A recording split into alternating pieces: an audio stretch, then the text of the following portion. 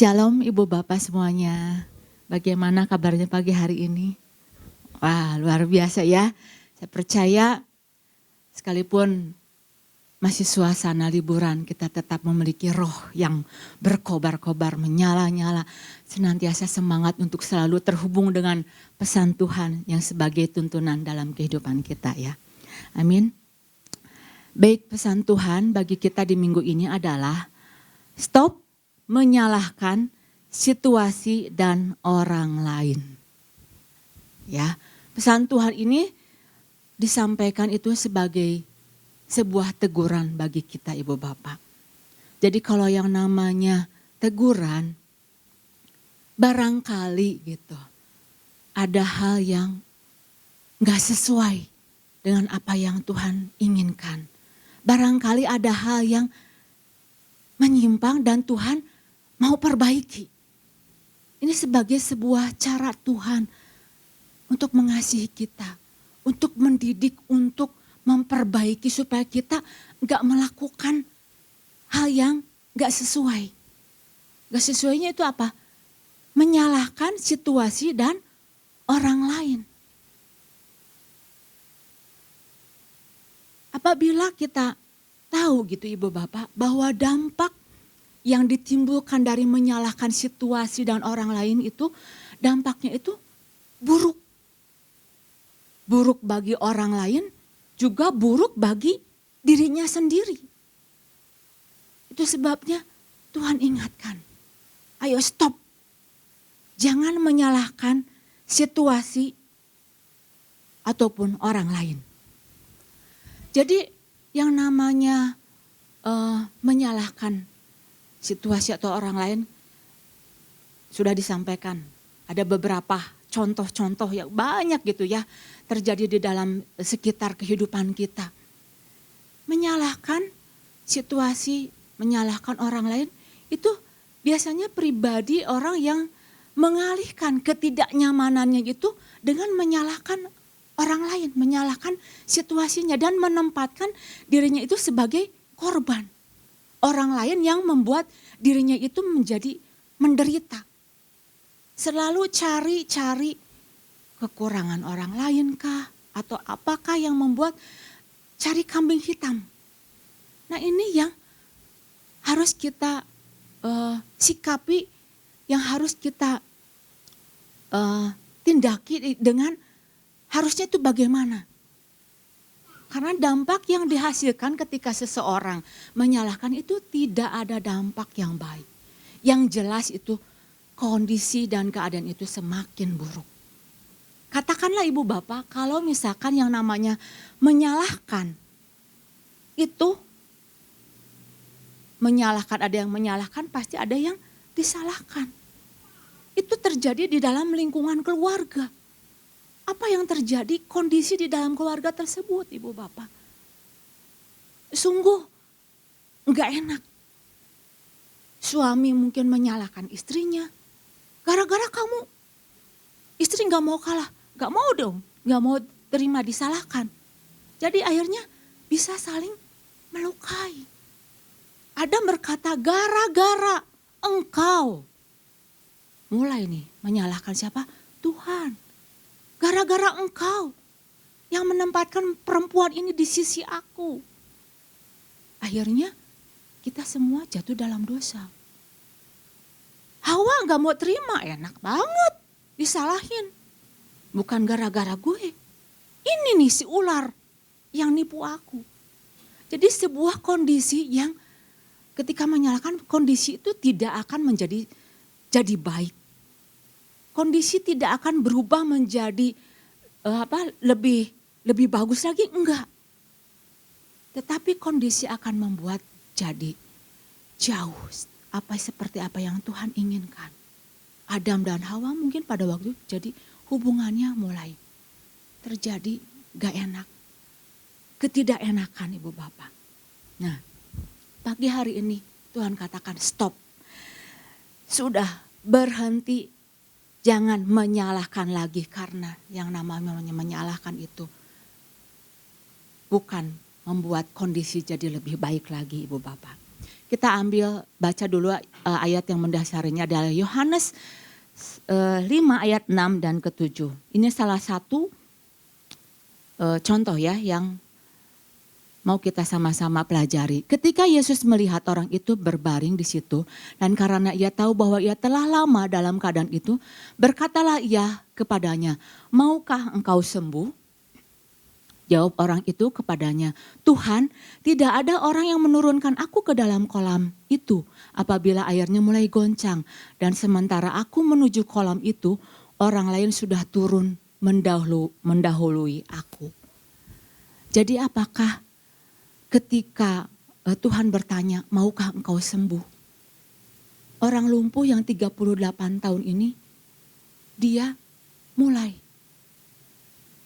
Gak ada Tuhan yang mau turunin aku ke kolam itu. Jawabannya cuma Tuhan mau enggak gitu. Kamu mau sembuh apa enggak? Tapi jawabannya itu kemana-mana. Gak ada Tuhan yang mau nurunin aku. Gak ada Tuhan yang perhatiin aku. Gak ada Tuhan yang mengasihani aku. Ya wajar dong kalau sampai saat hari ini saya tetap dalam keadaan lumpuh. Wajar. Karena memang saya kondisinya lumpuh, gak bisa berjalan. Gara-gara orang lain gak perhatikan aku, jadi aku gak sembuh. Nah kita lihat di sini Ibu Bapak, padahal ada sebuah pekerjaan yang Tuhan mau kerjakan. Orang yang menyalahkan orang lain atau situasi, dia tidak bisa melihat apa yang Tuhan sedang mau kerjakan di dalam kehidupannya. Jadi jangan sampai kita menjalani situasi atau kondisi seperti orang yang lumpuh ini. Sama Ibu Bapak, ketika Tuhan lewat gitu ya di dalam Yohanes 9 ya ayat 1 sampai yang ketiga, coba kita sama-sama lihat ya. Orang yang sedang menyalahkan orang lain dia enggak bisa melihat Tuhan mau bekerja karena apa? Fokusnya itu pada situasinya. Fokusnya itu pada orang lain. Yohanes 9 ayat 1 sampai ketiga. Pada waktu Yesus sedang lewat, ia melihat seorang yang buta sejak lahirnya. Murid-muridnya bertanya kepadanya, "Rabi, siapakah yang berbuat dosa? Orang ini sendiri atau orang tuanya? Sehingga ia dilahirkan buta." Nah Ibu Bapak, murid-murid Yesus ngelihat, ini ada orang buta sejak lahir. "Rabi, itu ada orang buta. Butanya itu sejak lahir. Siapa yang salah? Dia yang salah atau orang tuanya yang salah?" Jadi dia sedang mempersalahkan yang mana yang salah nih. Dia sedang cari, murid-muridnya itu sedang cari kambing hitam. Kalau Ibu Bapak tahu ya istilah kambing hitam itu nanti ada artinya gitu ya. Jadi orang yang istilahnya ditemluhkan gitu ya, ditimpakan kesalahannya pada orang itu gitu. Kata Tuhan bukan dia, bukan orang tuanya. Ayat yang ketiga dikatakan apa? Jawab Yesus, bukan dia dan bukan juga orang tuanya. Tetapi pekerjaan-pekerjaan Allah harus dinyatakan di dalam dirinya. Nah Ibu Bapak, di sini kita lihat murid-murid Yesus ketika dia pengen tahu siapa yang salah, ini yang salah, dia nggak tahu, nggak kenal bahwa Tuhan sebenarnya mau melakukan sesuatu, mau melakukan pekerjaan yang harus dinyatakan. Jadi begitu kita menyalahkan, melakukan tindakan menyalahkan situasi atau orang lain, kita sulit sekali. Karena fokus kita bukan pada sesuatu yang mau Tuhan lakukan. Tapi fokus kita adalah pada sibuk dengan situasi, dengan kondisi yang mungkin menekan kehidupannya. Kenapa aku bodoh? Kenapa aku nggak kuliah? Gara-gara orang tuaku nggak punya duit. Kenapa aku nganggur sampai saat hari ini. Ya gara-gara perusahaan gak mau nerima aku. Jadi selalu menyalahkan. Kenapa aku seperti kayak gini karakternya? Ya gara-gara mama, gara-gara papa. Karakternya juga seperti kayak begitu. Jadi ada banyak tindakan-tindakan. Ketika menyalahkan bukan kondisinya itu makin baik. Enggak. Apakah ada yang berubah dari orang lumpuh ketika dia menyalahkan? Enggak ada yang berubah. Apakah jadi sembuh ketika dia menyalahkan? Enggak ada kesembuhan yang terjadi. Jadi ibu bapak, lewat pesan Tuhan ini, Tuhan sedang mengingatkan untuk kita tidak menjalani hidup dengan semangat atau mentalitas yang mudah menyalahkan apapun dan siapapun, baik diucapkan atau tidak diucapkan. Jangan menyalahkan situasi orang lain atau apapun yang terjadi ketika masalah terjadi di dalam kehidupan kita. Jadi jangan menjalani hidup dengan semangat yang demikian menyalahkan.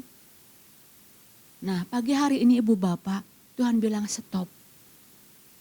Apa yang mau kita lakukan? Semangat apa yang harus kita miliki ketika situasi menekan kita, ketika permasalahan menjepit kita.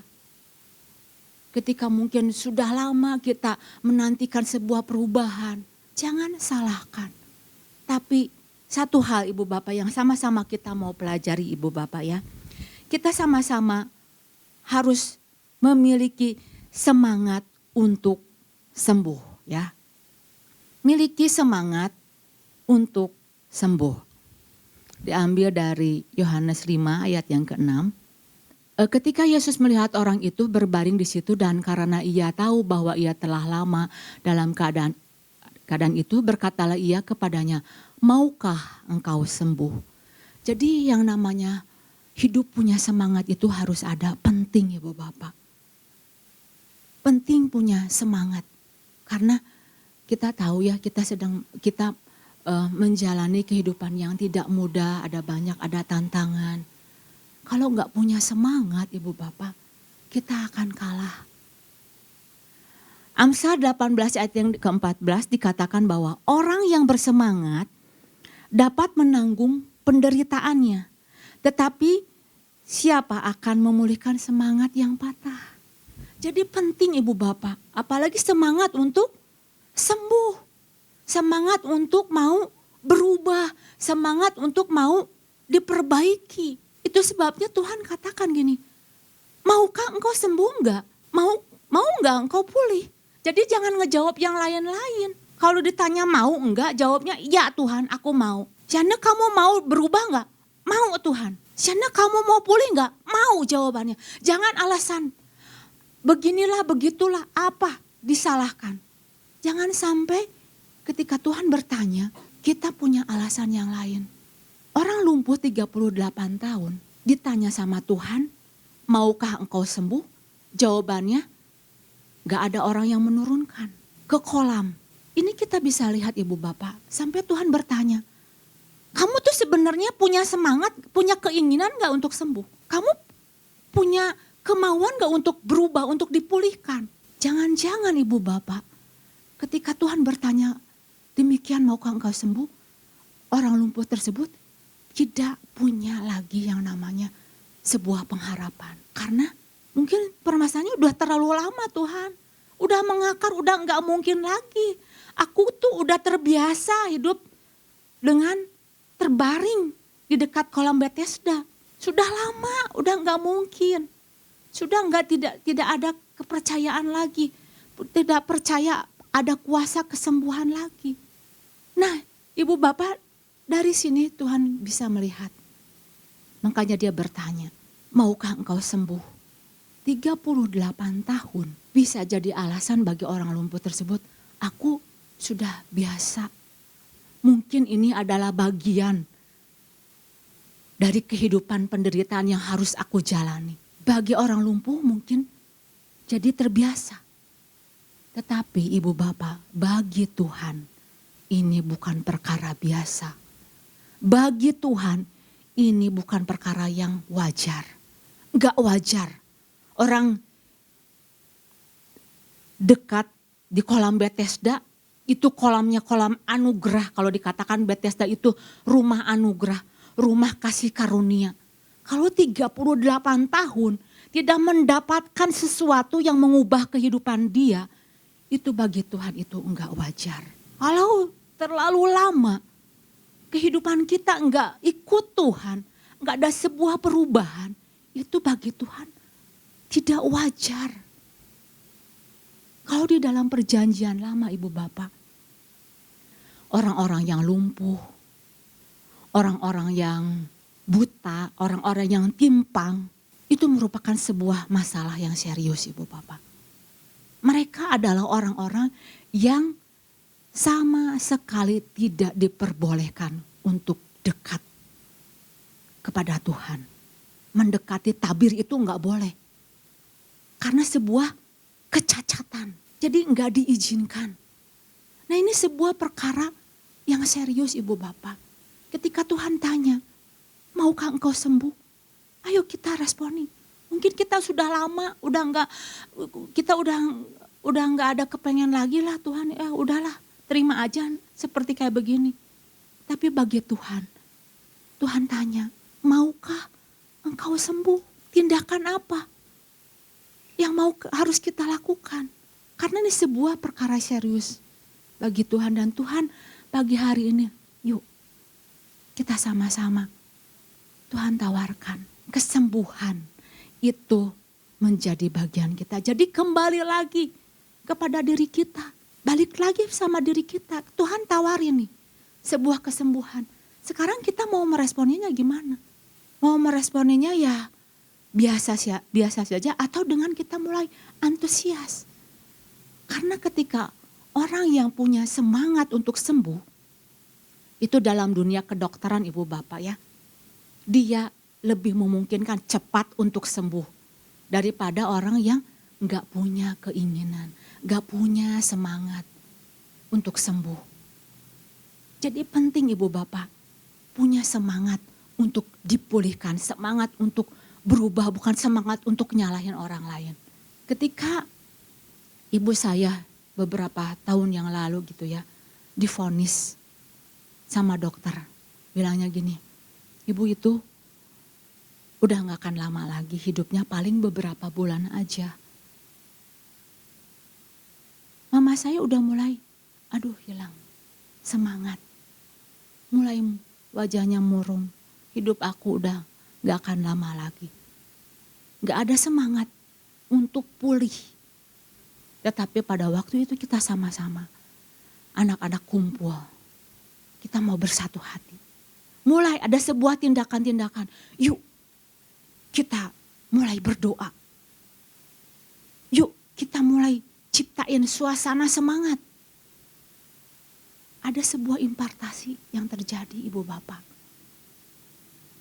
Mulai bangun doa, mulai mama saya dibangun imannya. Mulai cara hidupnya diubah, cara makannya berubah, cara berpikirnya mulai berubah. Nah dari situ timbul, wow, ada sebuah semangat yang dibangkitkan. Ketika dibangkitkan semangatnya, itu ada sebuah kegairahan. Menatap sebuah pengharapan, wah ada sebuah kesembuhan yang bakal aku terima. Dan enggak jauh, enggak lama ketika mulai dibangun. Tuhan menyatakan kesembuhan dan mujizat terjadi atas ibu saya. Jadi artinya apa? Ketika kita punya semangat, ketika kita punya keinginan untuk sembuh, untuk dipulihkan, Tuhan melakukan sesuatu Ibu Bapak. Perempuan yang 12 tahun pendarahan Ibu Bapak, dia punya semangat untuk sembuh. Dia enggak nyalahin, ini banyak kerumunan, ngehalangin saya untuk melangkah. Ini tubuh saya udah lemah, udah enggak berdaya lagi untuk berjalan. Aku lemes, aku harus dibantu. Oh enggak, tapi dia punya semangat. Asal ku jamah saja, jubahnya, maka aku sembuh. Coba Ibu Bapak, kita perhatikan di sini. Ada sebuah perubahan yang terjadi. Kondisi yang tadinya sakit menjadi sembuh. Ada sebuah perubahan yang terjadi. Ketika apa? Ketika seorang punya semangat untuk berubah, untuk sembuh, untuk dipulihkan. Nah, sekarang bagian kita Ibu Bapak, ketika kita harus memiliki semangat untuk sembuh, untuk pulih. Nah ini bagian kita, apa yang harus kita lakukan? Tuhan, aku pengen pulih, aku pengen sembuh nih. Aku gak mau nyalahin lagi orang lain. Aku gak mau nyalahin situasi. 3 hal Ibu Bapak yang mau kita lakukan ya Ibu Bapak ketika kita menyadari bahwa kita harus memiliki semangat untuk sembuh ya. Yang pertama adalah di dalam Yohanes 5 ayat yang ke-8. Kata Yesus kepadanya, bangunlah, angkatlah tilammu dan berjalanlah. Jadi ini bagian yang harus kita kerjakan. Ketika kita menyadari, aku harus punya semangat nih untuk menjadi pulih, untuk menjadi sembuh. Bagian yang harus kita lakukan adalah, satu adalah, ayo kita mulai bangun, bangunlah. Yang namanya bangun Ibu Bapak itu artinya sebuah pergerakan Ibu Bapak. Berubah posisinya. Ada sebuah perubahan yang terjadi. Baik posisinya maupun kondisinya. Contoh misalkan posisinya dari yang tadinya dia tidur. Dia mulai bangun, gak tertidur lagi. Posisi yang tadinya mungkin dia terbaring duduk, dia mulai berdiri. Jadi posisinya itu sudah berbeda, enggak sama lagi. Posisi 38 tahun lamanya itu sudah enggak bisa dipakai lagi. Kalau yang namanya bangun. 38 tahun mungkin ada kebiasaan lama. Tata cara kehidupan yang lama, tabiat-tabiat buruk. Itu udah harus mulai ditinggalkan, posisi kita harus udah berubah. Makanya Tuhan katakan ketika ketemu lagi, jangan berbuat dosa lagi. Harus sudah mulai berubah posisi kita. Kalau kita menyadari, kita sebagai ciptaan Tuhan, sebagai manusia yang baru, kita harus udah mulai tanggalkan manusia yang lama dan mulai mengenakan manusia yang baru. Itu ada khotbahnya secara khusus. Ibu Bapak bisa ingat lagi. Manusia-manusia lama itu yang sama sekali udah menjijikan itu udah jangan dipakai lagi. Karena kita adalah ciptaan yang baru. 2 Korintus 5 ayat yang ke-17 dikatakan apa? Jadi siapa yang ada di dalam Kristus, ia adalah ciptaan baru, yang lama sudah berlalu, sesungguhnya yang baru sudah datang. Mari Ibu Bapak, kita mau terus mengenakan, memakai manusia baru di dalam kehidupan kita. Nah, poin yang kedua, ketika kita menyadari bahwa kita harus memiliki semangat untuk pulih, untuk sembuh, bagian yang harus kita lakukan adalah Yohanes 5 ayat yang ke-8, angkatlah tilam. Angkatlah tilammu, ya. Jadi yang namanya mengangkat itu narik, ditarik ke atas, dipikul.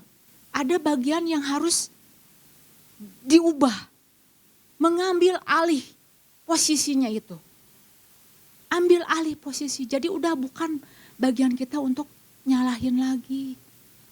Nyalahin orang lain, nyalahin diri sendiri, nyalahin situasi. Udah bagian kita bukan untuk menyalahkan lagi, tapi kita mulai mengambil alih situasi, mengambil alih kondisi.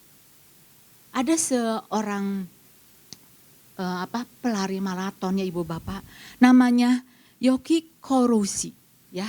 Jadi seorang pelari maraton ini dia berhasil memenangkan sebuah pertandingan karena dia apa? Dia bisa mengambil alih situasi kondisi pada waktu itu. Karena situasi kondisi pada waktu itu dia harus berlari dan situasinya itu cuacanya itu cukup ekstrim. Hampir 3 derajat. Orang-orang yang lain itu, pelayan lain itu udah banyak yang mengundurkan diri. Udah banyak yang tumbang, udah gak mau mengikuti lagi. Tetapi Yuki mengambil alih atas situasi ini. Dia perkatakan bahwa ini adalah situasi yang terbaik untuk aku jalani. Dan saya akan menghadapinya dan saya akan menang. Coba ibu bapak bisa lihat. Perkataannya itu membangun. Situasi keadaan mungkin membuat dia bisa dingin. Tetapi perkataannya itu boleh membakar dia. Sehingga dia apa? Bisa memenangkan sekalipun situasi tidak baik-baik pada waktu itu. Jadi ambil kendali, ambil alih situasi apa yang terjadi dalam kehidupan kita. Tentunya ibu bapak kita harus selalu minta kekuatan yang daripada Tuhan. Kita enggak bisa jalan sendiri, kita harus selalu minta bantuan daripada Tuhan. Ketika kita mau mengambil alih, mengubah, pengen berubah, kita minta tuntunan yang daripada Tuhan.